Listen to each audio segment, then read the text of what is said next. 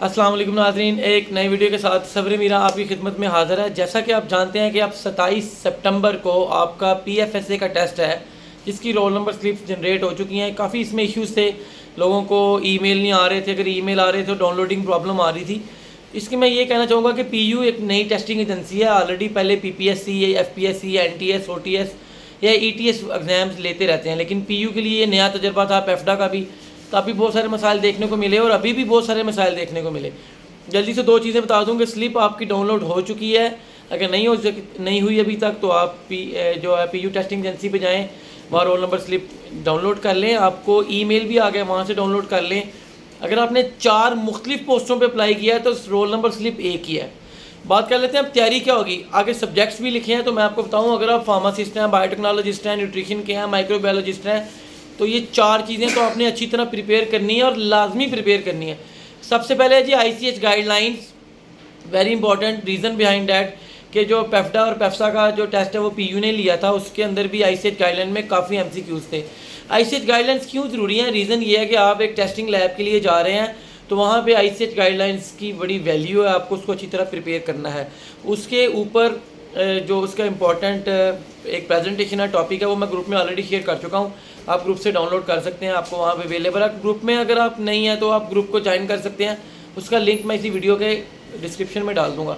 Number 2 पे जी कोई ISO certification हैं, जिसमें 17025 यानी 17025, ये बड़ी इंपॉर्टेंट गाइडलाइंस हैं। ये आप अच्छी तरह इनको देख लें, जस्ट रीड आउट कर लें, क्योंकि ISO certification are very important in a pharmaceutical industry, in a pharmaceutical lab, जहाँ जहाँ भी ड्रग टेस्टिंग होती है।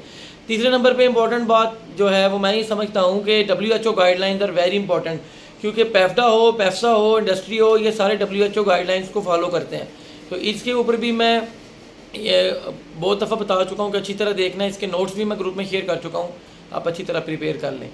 अब नाज़रीन, लोग ये पूछ रहे हैं कि pharmaceutical chemistry, trace chemistry, narcotic में केमिस्ट्री कैसे प्रिपेयर करनी है। तो केमिस्ट्री में मैं, मेरे प्यारे दोस्तों, मैं बता चुका हूँ, केमिस्ट्री के अंदर हमारे पास कुछ इंपॉर्टेंट चीज़ें हैं जो आप BS बाहल से कर लें, जिसके अंदर मैं आपको बता चुका हूँ कि पहले केमिकल कंपाउंड्स क्या होते हैं, उनका नोमेनक्लेचर देख लें। फिर केमिकल रिएक्शन में, जिसमें SN1, SN2, elimination 1, elimination 2 reactions हैं, एडिशन, सब्स्टिट्यूशन रिएक्शंस देख लें। उसके अलावा mesomeric effect, electromeric effect, tautomerism, tautomeric effect, enantiomer, इसके अलावा स्टीरियो आइसोमर्स, ऑप्टिकल आइसोमेरिज्म, सारे आपने अच्छी तरह प्रिपेयर करने हैं। यानी पहले 7 चैप्टर BS बाहल के अच्छी तरह प्रिपेयर करें। चैप्टर नंबर 9 स्पेक्ट्रोस्कोपी का अच्छी तरह प्रिपेयर करना है, जिसके अंदर आपने UV visible, NMR, maths, IR, इनका प्रिंसिपल, इनकी एप्लीकेशन, इनके इमेजेस अच्छी तरह प्रिपेयर करने हैं। एनालिसिस को आपने हल्का नहीं लेना। टेस्टिंग की लैब के लिए जा रहे हैं तो आपको potentiometry, polarography, turbidimetry, atomic absorption spectroscopy, atomic emission spectroscopy, trace chemistry के इंपॉर्टेंट पॉइंट्स ये आपने अच्छी तरह प्रिपेयर करने हैं। बैक सेपरेटस, बॉर्ड अपरेटस, इसके साथ साथ QC, GCMS, LCMS, इसके बाद colour test, physical test, chemical test, ELISA, western blot, इसके अलावा virulence, viral loading, antibodies, oncogenes, oncotypes, plasmids, vectors, ये आपने अच्छी तरह प्रिपेयर करने हैं।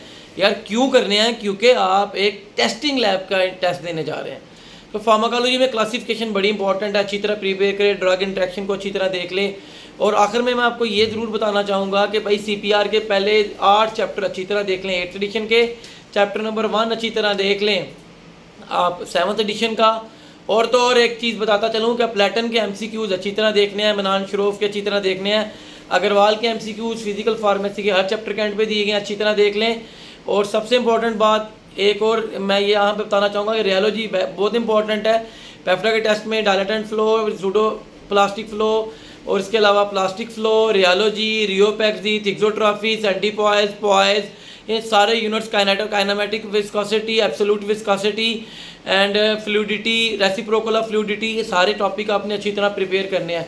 कोलाइड्स की टाइप्स बड़ी इंपॉर्टेंट है। कोलाइड्स की electrical, mechanical, optical properties important है। फेरेडे टेंडाइल इफेक्ट आपने अच्छी तरह देखना है। ब्रोनियन मोशन आपने अच्छी तरह देखना है। रीटा पोटेंशियल अच्छी तरह देखना है। स्टर्न लेयर अच्छी तरह देखनी है। डिफ्यूज लेयर अच्छी तरह देखनी है। सस्पेंशन इमल्शन को भी इग्नोर नहीं करना। छोटी सी MCQs होते हैं, अक्सर पेपर में आ जाते हैं। तो 2-2.5 दिन बाकी रह गए हैं, स्ट्रगल कर लें, एफर्ट कर लें। करना अल्लाह ने, अल्लाह से होता है। इंशाल्लाह मेहनत करें, अल्लाह पाक आपको नबी पाक के सदके और आपकी माँ बाप की दुआओं के सदके कामयाब करे। चैनल पे नया तो सब्सक्राइब करें, क्योंकि इस तरह की बेशुमार वीडियो, नई नौकरियाँ तैयारी के साथ सब्र मीरा आपकी खिदमत में हाजिर होता रहता है और इंशाल्लाह दोबारा भी हाजिर होगा, क्योंकि ये प्रैक्टिकल बातें बताई हैं या पढ़नी है आपने, ये नहीं है कि फिल्मी बातें बता दी हैं कोई, ये आपकी किताबों में मौजूद हैं, पढ़ लें। अल्लाह ने के बाद।